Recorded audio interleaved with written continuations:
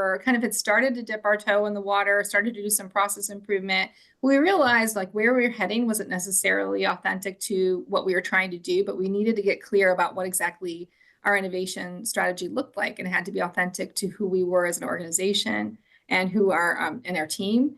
So that was a really incredible intervention point. I think when you worked with us, I think something that I feel like is key about our journey is, and the journey I think with all process improvement, is figuring out the problem you're trying to solve, and getting clear about that first before you tackle it. I think that is what we really need to do in terms of an organization. Even how do we want to do innovation? What are we trying to do ultimately through our innovation program?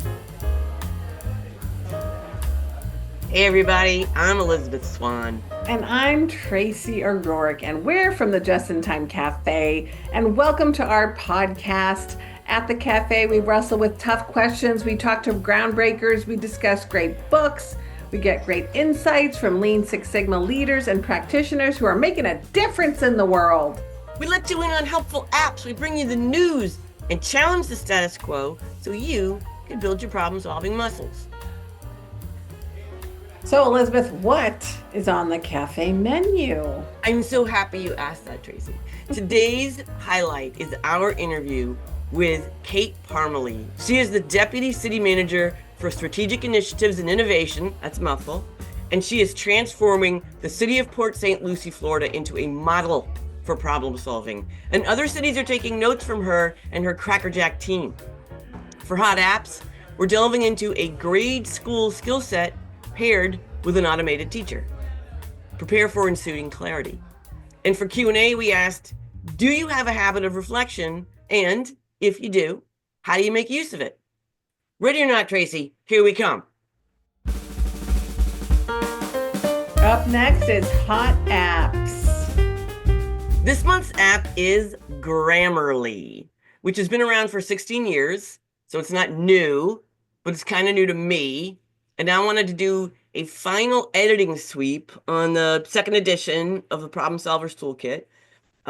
And this is an app I've been aware of, so I downloaded and installed it. I also, right before that, downloaded the app Perfect It, because I'd also heard good things about that as a copy editing assistant. So I figured, let's do the full Monty, let's get the full treatment. So right off the bat, it was way easier to install Grammarly. I had to ask someone for help navigating through the install of Perfect It because it's a Microsoft app and you have to have some form of Microsoft product. You have to sign in even before you download it. And then you can only use it in Word, which adds a step since we work on the manuscript in Google Docs. And by contrast, Grammarly is a simple download and it's immediately available to work on Word, Google Docs, texting, email, probably a lot of other venues like, Slack, things like that, team texting. So, and also Grammarly was free and Perfect It was $100. How about you, Tracy? I know you've been using it a bit. What's your take? So first of all, I remember when you told me about it, Elizabeth, and you are an amazing editor and you loved this app. So if you're impressed with it, I automatically knew I was going to like it because you have a high bar when it comes to those things.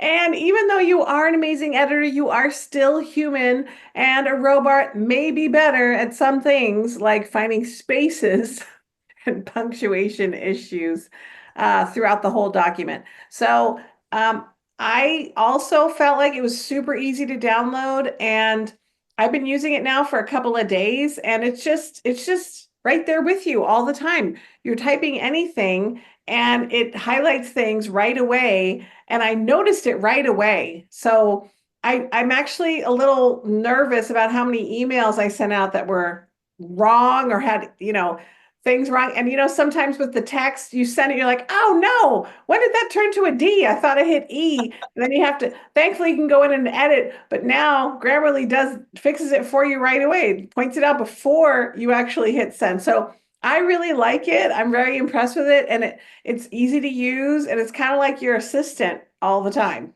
Yeah. Yeah. And I wouldn't feel too bad about all the emails you and I have sent because it's pretty picky. I mean, I appreciate how picky it is, but it's very picky. I don't sort of go for everything at once. It's like, no, I'm just being casual here. I really don't need to put the word I before that. Everyone's going to understand it. But the things I did find in the manuscript, like you said, are really impressive, like spaces, duplicate words, hyphenation, capitalization, inconsistencies, um, punctuation issues, and of course grammar help. And it was a great sweep, and it made the book tighter. It really felt so good to do that. And one thing I noticed, I don't know if you picked up on this, but Grammarly definitely pushes users to get their pro version, right? So it's, the version we both downloaded is free, but you could get for $12 a month, you could get the pro version, and you'll see all the things that it has in addition. But it's got this coy built-in marketing plan, and it highlights parts of your text in yellow. And if you click on the segment, it helps you tighten your writing a few times. And then it says, "Ups, you're all out of free samples. But for a few dollars more, the pro version will help you on your path to literary greatness." It's such a little app psych out. You get a few freebies and then, nope, not going to reveal this golden nugget of sentence structure. Sucks to be you. But truthfully, I'm hooked. I've got this thing monitoring emails, text, and I know you are too. So, and I'm so psyched to hear your response to it, because I was like, is this gonna feel oppressive to Tracy that it's always there, pointing out like, yeah, you got that wrong. But it sounds like you're good with it. Yeah, I am good with it. And it's kind of nice to have because, I do tend to rush at times. And, I'm always on my phone or texting. And again, it just prevents those initial mistakes that I don't have to correct later, hopefully, hoping that I catch it later. Yeah. Thumbs up, right? Thumbs up. I'm Elizabeth Swan, and you're listening to the Just in Time Cafe podcast. In a short while, you'll get to hear our interview with Kate Parmelee, who is making city government happen. Up next, it's Q&A. Today's question is, do you have a habit of reflection? And if you do, how do you make use of it? And I have lots of thoughts on this one because I do have a habit of reflection, but I update it, right? I alter it. And I write down my intentions for the day. That's step one. And at the end of the day, I jot down any actions I took to achieve my intentions. And then I reflect on what that means. And this morning's reflections were about my new weekly sprint, right? It's part of my efforts to get more control over where I'm spending my time. And I reflected, upon reflection, I realize I'm neglecting a few areas. And that brings me to a new segment that I have added to my daily routine. And that is, what would you do differently? And I think that's critical for reflection, right? So, okay, you reflected. What are you going to do? Right? And that's making a difference. How about you? Well, I'm going to be honest. I do tend to be better at looking ahead than looking back, although I do value the importance of looking back. But I do always look at upcoming day, week, and month much more often than I look at the days that have already passed. However, I'm good at helping teams reflect on what they would do different. And I'm good at asking questions around that. So I'm good at helping others reflect, I guess. Yeah, it's the old physician heal thyself. Like we can give our gifts to so many people before we stop and think, hey, maybe I should do that for me. So it's always a tough one. Um, the other thing I could say about the reflection practice is that I've added new cadences, right? So I've got end of the week reflections, end of the month, end of the year. So now I've added them into my calendar so it gives me alerts like, hey, buddy, end of week, how'd you do? But sometimes I'm busy and I'll have to reflect on that. I am much better at monthly reflection and annual reflection because, we're sort of ingrained into that cycle of the end of the year is coming, a new year is coming, and a lot of people are reflecting on what they achieved, what they accomplished, what they want to do different, what they want to, what they want to do in the new year. And it does remind me of when we went to Japan and we went to, oh my goodness, we went to see the author of Tree Ring Management. I forget the name of the company. Do you remember the name of the company? Ina Foods. Yeah, thank you. Ina Foods, and how part of their new employee orientation is talking about and showing people the 100-year calendar, right? It's, basically all the potentially the possible days of your life, all the possible years of your life, and then saying, where have you been and how much time do you have left and what are you going to do at that time? And that is a showstopper. It really does make you think, whoa, I've got 25 dots left on my life here or 30 dots. What am I going to do in those 30 dots to make a difference or those kinds of things? But you can also think about what you've done with your life at that point. So that is a great and powerful tool to have that 100-year calendar to help you reflect. That is huge, Tracy. That's great, forward and backwards. And I had totally forgotten about the 100-year calendar, but I remember being so struck with it, seeing it in their cafeteria and going, wow, this is part of how they plan.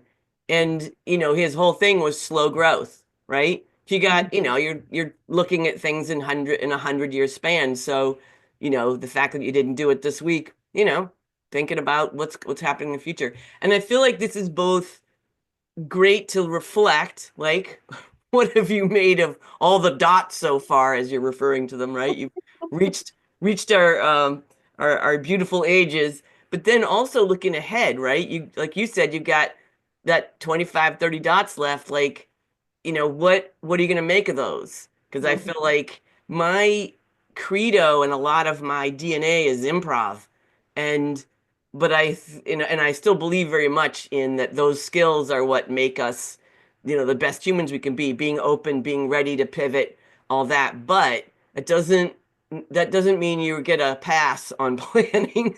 And I feel like it's really, I just appreciate you brought that up, Tracy. 100 years. Yeah. What are we going to make of it? Exactly. And then I actually do use an app that we reviewed. It was the daily journaling app in terms of what do you appreciate? What are you grateful for? What went well today? So I do use that on my phone and it gives me notifications and it only takes 5 minutes to do or less. Yeah. And it can be really helpful just to sit in reflection for 5 minutes about your day or the week. So I use that as well. No, that's awesome. So, okay, so you guys got a Q&A on reflection and a bonus app reflection from Tracy. So, so think about your reflection practices and maybe make an update. I'm Tracy O'Rourke, and you're listening to the Just in Time Cafe podcast. We host these monthly. So you can go to www.jitcafe.com and go to our podcast page. Coming up next, it's an interview with our featured guest, Kate Parmelee. Tracy, why don't you tell our listeners a little bit about Kate? I would love to. So Kate Parmelee is devoted to public service with a focus on strengthening the fabric of communities and organizations through innovation, collaboration, and strategic planning. She has a very unique background spanning over 20 years of service in diverse roles in philanthropy and county and city government, including community development manager, community and strategic partnerships manager, communications director, and now the director of strategic initiatives and innovation for the third largest city in South Florida, the city of Port St. Lucie. Whew! So we are so honored to have Kate at the cafe. Looking forward to talking with her. Oh, yeah.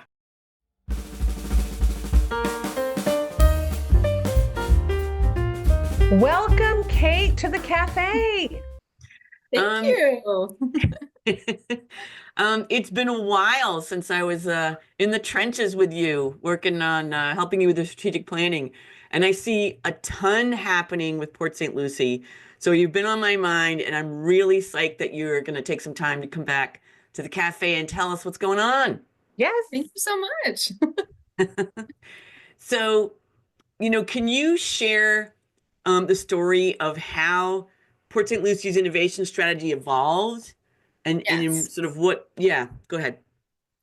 Oh, absolutely. Yeah. And I want to thank you, Elizabeth, and Tracy as well, just for the big support you both have played in our journey. I think really Elizabeth helped us with our strategic plan and innovation as we were had started to dip our toe in the water, started to do some process improvement. We realized like where we were heading wasn't necessarily authentic to what we were trying to do, but we needed to get clear about what exactly our innovation strategy looked like, and it had to be authentic to who we were as an organization and who our and our team.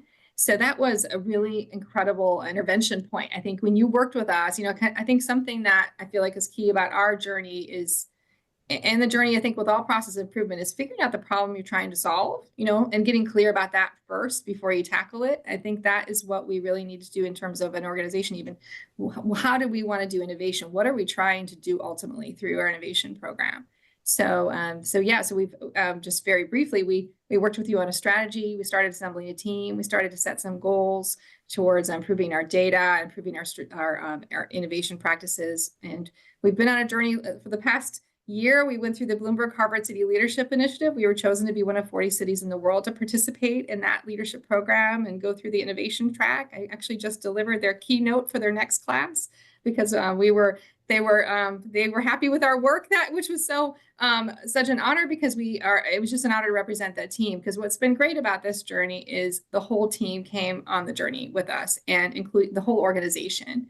And that has been very exciting from an innovation perspective for me. And that's what we wanted, where we want this to be a whole of organization experience, that everyone can be an innovator, everyone can gain some skills and make a difference to better our services for the city's residents that we serve.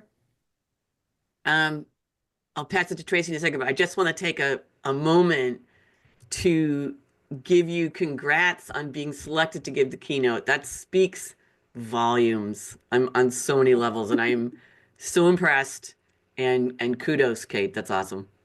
Thank you. Yes. We were just honored to be invited, and like I said, we just really dove in, and everyone we learned human-centered design techniques, and actually interviewed over almost 1,000 residents ultimately, or interacted, and gathered input on a key issue we were trying to solve that came from our residents, which is increasing resident access to nature and green space, which was a key problem that had been identified at one of our citizen summits. So that has been a really fun journey to go on. Mm-hmm. So tell us a little bit more. You said the hardest part sometimes is trying to figure out the problem you're trying to solve. And Yes. with the strategic planning aspect, what would you say, what helped you come to arrive at needing help or wanting to get help with more clarity and focus? Yeah, well, I think that, it was interesting, because in one side of the organization, we were doing a lot of work with strategic planning and getting clear on purpose. And then we had our innovation side and our process improvement. And the two sides really felt very different in terms of the kind of the approach we were taking, and even just how we were interacting with the team. And we wanted to create an approach that really was improved and expanded, and that fit both realms. And we've actually found a way to combine the two in a really interesting way. We actually worked with the Bloomberg Center for Public Innovation at Johns Hopkins and took what we learned through the human-centered design techniques in the innovation track and have applied them to strategic planning. So we went through the process as a team. We had a core interdepartmental team that learned these techniques. And then we asked our same coach and said, can we do this with our entire team in the city council for strategic planning? So we actually did a human-centered design strategic plan session that involved departments working alongside elected officials, coming up with ideas. And they said that it was we've never had every department said, we now have our finger on this plan. And some of them came up with ideas for the plan this year, and that the city council adopted. And so that kind of and then we now have every department do a human-centered design strategic plan process. And what we're finding is, by them helping define what the problem is and finding new techniques to engage everyone in defining the problems and coming up with solutions, then I think we can also obtain the buy-in we need to now do the process improvement and the other work that we need to do. But again, I think it's that getting clear about what we're going to do so we can make more impactful problem-solving solutions later. Okay, so I have like a million questions. Okay. So first, I just wanted to, I want you to talk about human-centered design. But before you do that, I want to come back to the issue you tackled where you interviewed, you said 1,000 citizens, and you interviewed or engaged them in some way in this problem. Yeah. Okay, so somehow they got engaged, and they wanted more access to nature, which I just love hearing that. And then could you have some examples of what you did? Absolutely. So So we do a citizen summit. It's actually coming up on February 1st. And it's this, we had 900 people attend last year. We have, people come from all over the city, and it's designed around our strategic goals, and residents can write, give us feedback and do dot activities at all these different stations. We have culinary food from the culinary arts students and at our local schools. We have music playing outside. It's really a fun event. And it's a great way to get connected to your city. We also give them pretend money. And we said, if we had extra taxpayer funds, what would you spend the money on? And the number one issue was nature, access to nature or natural preserves. We have had 50,000 new residents since 2020 move to the city of Port St. Lucie. We are a fast growing city. We are one of now the 100 largest cities in the United States, kind of almost overnight. And as a result, residents are seeing green space disappear very quickly because people have had entitled lots, and now every lot is being built upon. So going into this innovation process, we thought the issue was that residents were disconnected from nature. They felt disconnected.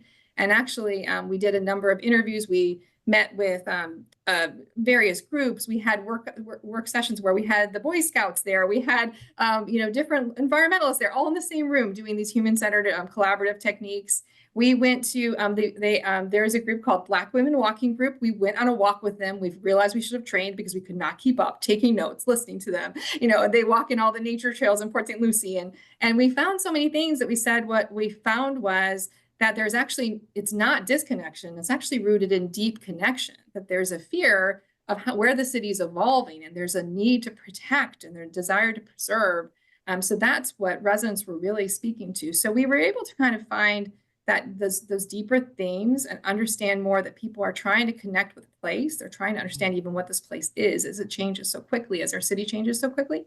So we are now launching at this year's Citizen Summit, the Port St. Lucie Green Spaces and Places program, where we are also celebrating the increased access to conservation areas, increased awareness of our green spaces, new trail maps. There's going to be a new map on the back of every t-shirt at the Citizen Summit of where our green spaces and places are located, and future green spaces and places. So it's been really rewarding to kind of listen to the residents, understand, and then come back and deliver and keep listening and keep innovating. Woo, impressive. So you had a follow-on, Elizabeth, that you wanted her to expand on, and I'll just plant a seed that I want to know how you facilitate 1,000 people and get really good information. But I think we need to go to your question first, Elizabeth. Well, and maybe they'll intertwine because I'm curious. So can you define human-centered design and maybe give an example of how that's played into your innovation strategies? That's a really good question. And I feel like I'm afraid to define it because I don't want to, because I'm not, I'm a student of human-centered design. But basically placing the needs of humans at the center of everything we do. And our city actually set a new vision to put residents first in all that we do. So really learning how to deeply listen. I mean, we were trained in ethnographic listening techniques, like, tell me more. And can you, like so we have departments from like the utility department now knows how to better listen to residents when they're speaking to them about an issue. We have different techniques where maybe we have maybe we have an idea of, we ask a lot of how might we questions, like how might we do, achieve access to nature through facilities and environments, through technology, through all of these different ways that we try to ideate. And then through this process, everyone gets to participate in that. And so some of it is learning these different lenses we can take our brains through, again, putting the needs of humans. And a lot of it is, our coach, Alexis Baum, who was fantastic, helped us, and she was through the program, and she said, the knowledge is in you, and part of the human-centered design is unlocking it. And a lot of our knowledge and the solutions to the problems our city faces and a lot of cities face are locked inside residents' minds. They have so much insight and intelligence and solutions, but no one's really asking them or even drawing out of them. So these techniques, a lot of it's creating psychological safety, it's creating collaborative environments. It's not a top-down approach, just like our strategic planning process was, city council members sitting next to staff members, and they're saying, I got to know the person that just gives me the planning and zoning report as a human, like as a person. Now I know about her kids, and I feel like more connected to her, and I can understand where she's coming from. And it was that it's all about these techniques all interweave with a lot of just being, I think, just centering the needs of humans and being very, we say you bring your whole self to your work in human-centered design. So all of your insights, even if, just not your professional insights, but your personal insights. I'll pass it to you, Tracy, but I just want to just reflect on the phrase you use that resonates, which is the knowledge is in you. We just need to unlock it. And that is a beautiful image. Mm-hmm. And I really like the idea. I thought you did a great job, by the way, of explaining human-centered design. It's putting people at the front, in the center of everything and designing it around them. And I think that's a really important message because I'm hearing more and more companies say they need to put their employees in the center and design things to make them happy so that everything else can thrive from that. And we're seeing more and more of those kinds of organizations and that kind of perspective and philosophy, which I think is really needed now. Agreed. So again, I know there's so much to talk about. You're creating, what I love about this conversation already, Kate, is we've only been talking to you for like 10 minutes and there's all these new ideas and concepts that are aligned and engaging process improvement and beyond human-centered design. Okay, so now I got to ask you the specific question. Do you help facilitate the Citizen Summit, or like what does that look like when you bring 900 people in? Just give us just a quick, like, how that's organized and how you really engage them. Yeah, it's kind of funny because we were doing human-centered design without knowing it. The Citizen Summit is a design activity. Like that's my team's job. We curate that event in partnership with the communications department, who helps produce it and develop the graphics and the event flow. But how we do that is we have to create. There's a professor we learned through the Harvard City Leadership Program, Professor Amy Edmondson, entry points for input. So sometimes you have to design an entry point, and I feel like our Citizen Summit is an entry point for us. So we create that in conjunction with a strategic planning system, because part of it is when residents come and give feedback, they say, I gave feedback and nothing happened to it. Because we design it around a strategic plan, like you're giving feedback on specific goals, you're speaking to project managers, you're giving input on an issue we're actively studying, that we're going to turn around and give you an update on what we did the following year with your feedback. So then residents start to see that it matters to show up to those events, because they literally do act based on what I tell them. And it's, of course, not everything everyone says, but the fact that they see their input in action and that things are changing. I think that's how democracy is supposed to work. And so what we try to do is make it very, so how we design the Citizen Summit, just a quick example is, so we have goals around the room. You come into a room, you get a roadmap, and it's designed by goal. You get $100 in play money. You're told, and every booth is staffed by a project manager knowledgeable in that project. They have information signs. They have dot activities at each booth. They have a kids activity. We have a very like a lot of families, so kids come and kids participate, and they get their own dollars as well. And we tabulate what the kids want, what the adults want, but nature was high in both categories, of course. And that's kind of how we design it to get input. The council then, when they have strategic planning, so when we did human-centered design, we had all that feedback from the Citizen Summit. These are the top things that they say. These are the stats. These are the new issues that are trending. And then they take that into their strategic planning process. So then they can create their strategic plan based on their input. And we prioritize our city budget and our city work plan all around that strategic plan. That's great. That's a great, wow. great system. And wow. So one thing that always strikes me, you said, I'm paraphrasing you from a few years back, but you were saying your belief that cities are the front line for change in the country because they're small enough to make things happen. Things can get, sort of slowed down when you get into state government, that cities are a little more agile, right? So smaller and more agile. And then you got invited to be in the Bloomberg Harvard City Leadership Initiative. And I think what's fascinating to me about that was that put you in connection with other city leaders, right? And other city leaders that were chosen specifically to be part of that. And I wanted to know, like, what about that aspect of being involved in that group? Like, are you now, like, regularly talking to certain city leaders, or like, how did that aspect impact the way you operate? I think what was really exciting, I think because we were with some large cities, as well as small to medium-sized cities like ours.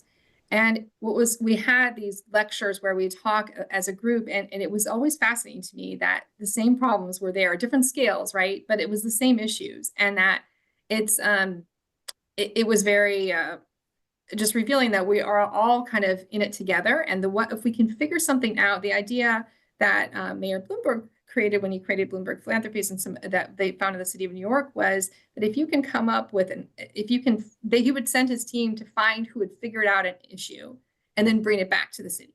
And that's kind of what through this network, now we're able to interact. Like we don't have to spend years figuring out a great issue. We can communicate with a network of cities all around the world.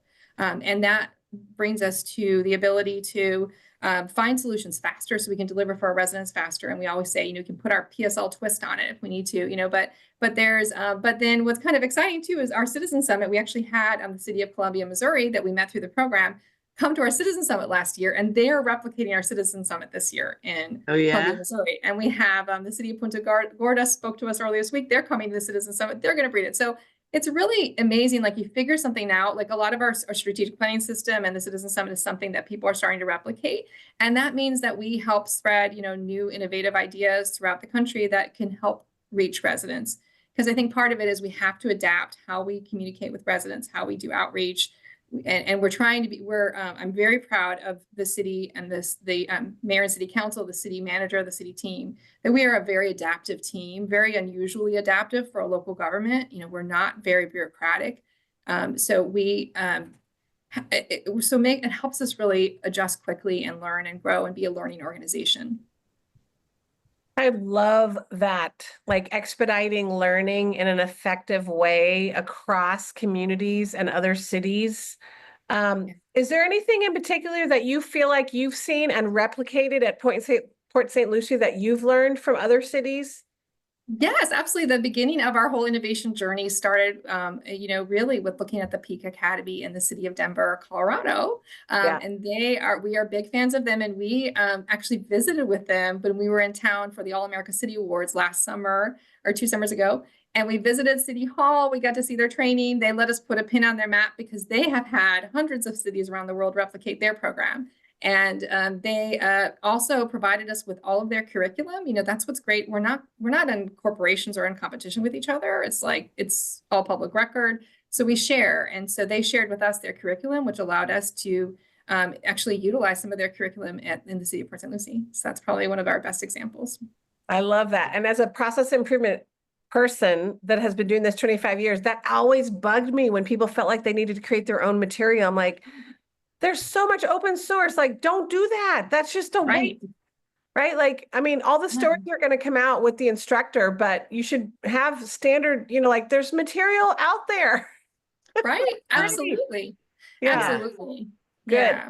Well, we have a limited amount of time. So I don't know, Elizabeth, did you have one more question you want to ask her, or maybe? I know we're in to fit them in. I just wanted to ask if you knew, Kate, of anything that Port St. Lucie had come up with that another city, a city leader sort of got from you or other cities took from you. Besides the Citizen Summit. Besides the Citizen Summit. I have heard things like our communications team is amazing. And I've heard that some of our tools get replicated, that they do as well. I hear different, I've heard our strategic plan has been replicated as well. And so, but there are things a lot that I hear that we share information. Our IT director is meeting with companies, and there's like our cybersecurity program and what we do. He meets with IT directors all the time and really enjoys helping them because, I feel like it helps us get better at just collaborating and sharing with like minds. And so I think that we have had many things replicated and more to come. Good. Well, I'll just take this time to ask, is there anything we didn't ask you that you would like to share with our audience? Sure. Well, again, I think having that plan, we talked about that in the beginning, Elizabeth, the planning we did with you. I know, Tracy, that you did the plan with Peak Academy in Denver as well. So that really, it's time for us to revisit our plan actually, because some of the things that we just dreamed and were just a sticky note have actually occurred, which is pretty amazing and something I didn't expect. I think So I think one thing that, I mean, like our fireside chat, that idea we came up with, we actually did that with our new city manager. He went through the Harvard City Leadership Program. We said, let's do a fireside chat. And the employees love that because he has an amazing story to tell. So we're going to be doing more fireside chats in the new year. But I think one of the things that I found through this journey is to be, if it's not authentic to how you want to lead, it's okay to question it and find your own path. I think there was a lot of time I wasted trying to figure out if our innovation program didn't look like others, that maybe there was something like I wasn't leading it correctly or something. But really, I felt like getting really clear and finding that authentic path is when everything starts to gel. Because that, I feel like this past year, seeing it spread through the organization, seeing the change in the culture, I realized that we just needed to find something that was true to us, and that's important for everyone. I think so. It may be, if someone likes what we're doing, it might not be authentic to your organization, and that's okay, but I think but finding ways to learn from each other and find that specific mix for you. That's lovely. And I find that you are a very graceful, inspiring example of humble leadership. And I want to give a shout out to your team, Philip Corsi, Sabrina McLeod, and I know you've got some Nikki. more. Say it again. Nikki, our new Harvard fellow, was here for 2 years. We love is here. Yes. Is she still with you? Yes, she was our summer fellow, and then they actually are, for the first time ever, debuting her 2-year fellowwship with us. Awesome. We're thrilled. Yeah, no surprise that your team is getting, bigger and bolder. Yeah, just exciting to watch what's been happening with you, with the city, with your team. So if people wanted to get in touch with you, what's the easiest way? Should they just I know you're active on LinkedIn. Is that a good way to get to you? Absolutely. Yes, please do. Please reach out. Happy to help anytime. And also thank you both for always your constant support and encouragement and all the good that you put out in the world. Right back at you, Kate. Yes, right back at you. Truly an inspiration. I wish we had more time to chat with you, or we lived closer so we could have coffee in person. We need to make that happen. Yes, we do. Well, thank you again for coming, Kate. I look forward to getting you and your team back at the cafe and teach us some human-centered leadership and some other of your amazing techniques that you've pulled into your orbit. So till then. Okay. Looking forward to it. Thank you. The jolt of inspiration.